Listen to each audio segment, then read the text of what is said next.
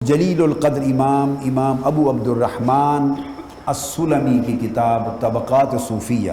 اور یہ یاد رہے کہ جب میں نے یہ کہا کہ تذکرۃ الاولیاء کے باب میں یہ پہلی جامع کتاب ہے، اس کا مطلب یہ نہیں ہے کہ تصوف میں یہ پہلی کتاب ہے۔ تصوف کے باب میں یہ پہلی کتاب نہیں ہے۔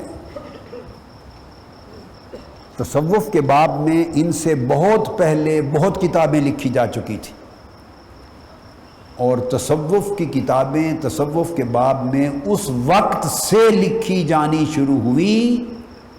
میرے اس جملے پر غور کیجئے، تصوف اور معرفت پر اس وقت سے کتابیں ائمہ نے اور اکابر نے، اسلاف امت نے لکھنی شروع کی، جب ابھی صحیح بخاری، مسلم، ابو داؤد اور ترمذی بھی نہیں لکھی گئی تھی۔ صحاح ستہ سے بھی پہلے سے تصوف پر لکھا جانا شروع ہوا۔ یہ بھی لوگوں کو اس کا علم نہیں ہے۔ تصوف پر لکھنے والوں میں خود امام احمد بن حنبل ہے، اور امام احمد بن حنبل امام بخاری کے شیخ ہیں۔ انہوں نے کتاب الزہد لکھی۔ پہلے زمانوں میں تصوف کے لیے الزہد والرقائق یا الزہد والرقاق یہ اصطلاح استعمال ہوتی تھی علمی طور پر کتابوں کے لیے، اور عملی طور پر تزکیہ اور احسان کا لفظ استعمال ہوتا تھا۔ عملاً تصوف کے لیے تزکیہ اور احسان کا لفظ استعمال ہوتا، اور کتب کی دنیا میں زہد و رقائق کے نام سے کتابیں لکھی جاتی تھیں۔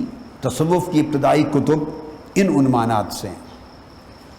تو امام بخاری کے شیخ ہیں امام احمد بن حنبل رحمۃ اللہ تعالی علیہ، انہوں نے کتاب لکھی کتاب الزہد۔ پھر اسی طرح امام وکیع بن الجراح امام حدیث ہیں، اور یہ بھی امام بخاری اور امام مسلم یعنی اصحاب صحاح ستہ کے رجال میں سے ہیں، اور حدیث میں سند ہیں۔ انہوں نے کتاب لکھی تھی کتاب الزہد والرقائق، جو امام بخاری اور مسلم سے بہت پہلے ہوئے۔ یہ امام اعظم ابو حنیفہ کے تلامذہ میں سے ہیں اور ان کے معاصرین میں سے ہیں۔ امام وکیع بن جراح انہوں نے لکھی تھی ان سے بھی پہلے، اور پھر ان سے بھی پہلے امام عبداللہ بن مبارک نے لکھی تھی کتاب الزہد والرقائق۔ یہ امام عبداللہ بن مبارک امام اعظم ابو حنیفہ کے ہم اثر ہیں، اور امام اعظم کے معاصرین ہیں، امام اعظم کے ہم مجلس ہیں، پھر امام اعظم کے تلامذہ میں سے ہیں، ان کے مداحین میں سے ہیں، اور ان کا اپنا درجہ امام عبداللہ بن مبارک کا امیر المؤمنین فی الحدیث ہے۔ علم الحدیث میں سب سے اونچا درجہ اور سب سے اونچا لقب، اس سے اونچا علم الحدیث میں کوئی ٹائٹل اور کوئی لقب نہیں ہے۔ جیسے تصوف کی دنیا میں ولایت کے مراتب میں غوث سب سے اونچا ٹائٹل ہے نا، غوث، تو جس کو حدیث کے باب میں امیر المؤمنین فی الحدیث کہہ دیں، سمجھے وہ علم الحدیث میں غوث کا درجہ رکھتا ہے، سب سے اونچا ٹائٹل ہے۔ امام بخاری کو امیر المؤمنین فی الحدیث کہتے ہیں۔ دو امیر المؤمنین فی الحدیث معروف عالم ہوئے بہت پہلے، امام عبداللہ بن مبارک اور امام سفیان الثوری۔ امام عبداللہ بن مبارک بھی صوفی ہیں، اور امام سفیان الثوری بھی صوفی ہیں۔ تو جو امیر المؤمنین فی الحدیث تھے وہ خود صوفیہ تھے۔ تو امام عبداللہ بن مبارک نے کتاب الزہد لکھی تھی والرقائق۔ تو تصوف تو صحاح ستہ کے دور سے بھی بہت پہلے مرتب ہوا، پھر کتابیں چلتی رہیں۔ میں نے تو عرض کیا کہ اولیاء اللہ کے تذکرے کو جمع کرنا،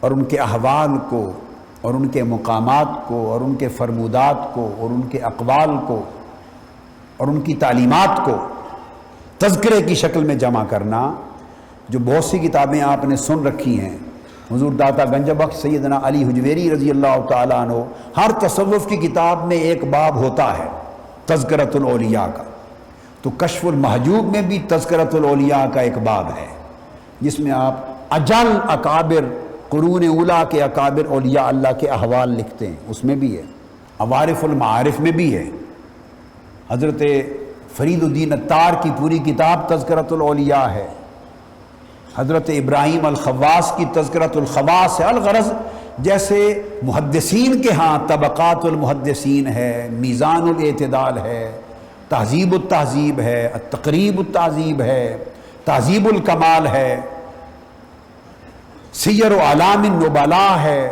تاریخ بغداد ہے، جیسے یہ ساری کتابیں محدثین کے طبقات میں لکھی گئیں، امام بخاری کی التاریخ الکبیر ہے، التاریخ الصغیر ہے، کتاب الضعفاء ہے، کتاب المجروحین ہے، اس طرح محدثین جیسے محدثین کے طبقات پہ لکھتے ہیں، ان کے احوال، ان کی سیرتوں پر، ان کے سند ہونے پر، ان کی ثقہ ہونے پر، ان کے مقام و مرتبہ پر، اسماء و رجال کی کتابیں، اس طرح صوفیاء اور اولیاء کے بھی احوال پر کتابیں ہیں، ان کتابوں کو تذکرۃ الاولیاء کی طرز کی کتابیں کہا جاتا ہے۔